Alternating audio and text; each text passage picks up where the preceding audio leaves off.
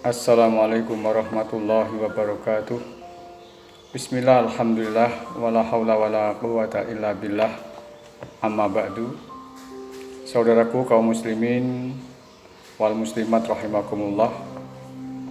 Ada seseorang jamaah bertanya kepada saya, Ustadz, apa toh hijrah itu?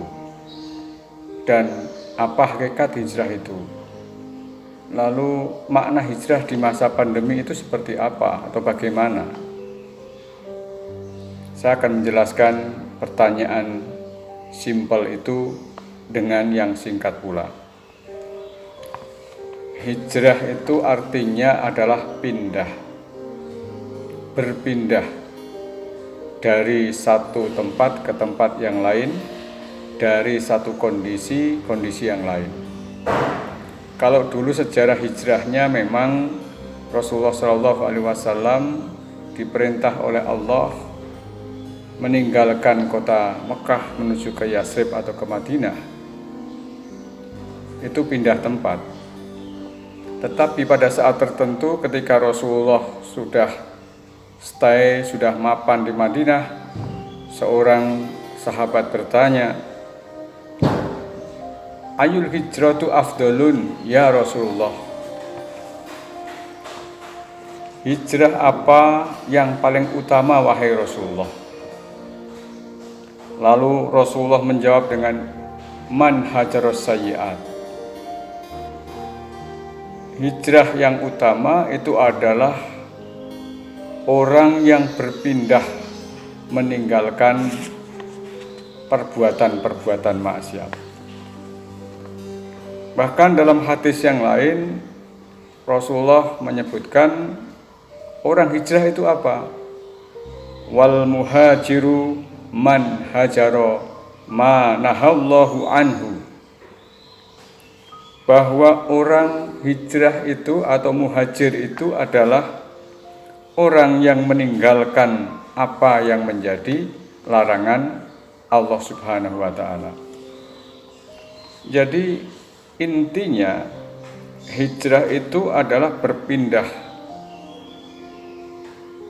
situasi, berpindah perilaku yang terkait dengan mental spiritual, yakni pindah dari hal-hal buruk menuju kebaikan.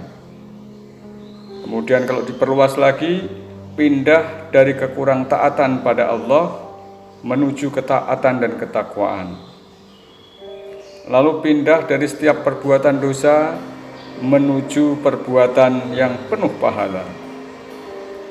Pindah dari belenggu kegelapan hati, kezaliman menuju cahaya hidayah.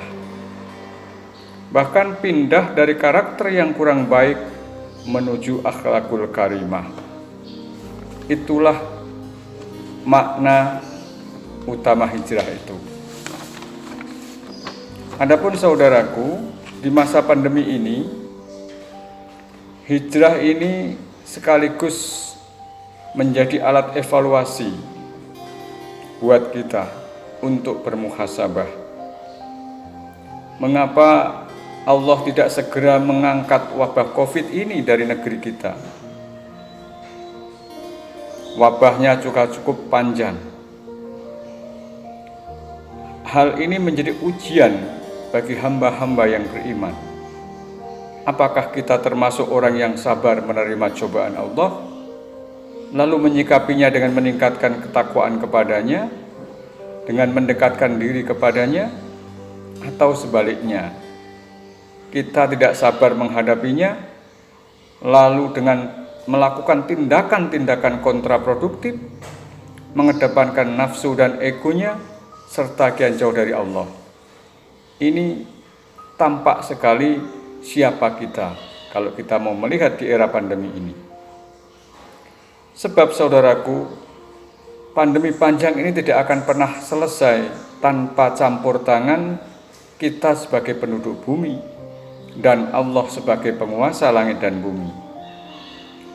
Kalau kita sebagai penduduk bumi hanya memohon saja kepada Allah, berdoa saja, tidak mau berikhtiar, maka Allah juga tidak akan mengubah kondisi ini.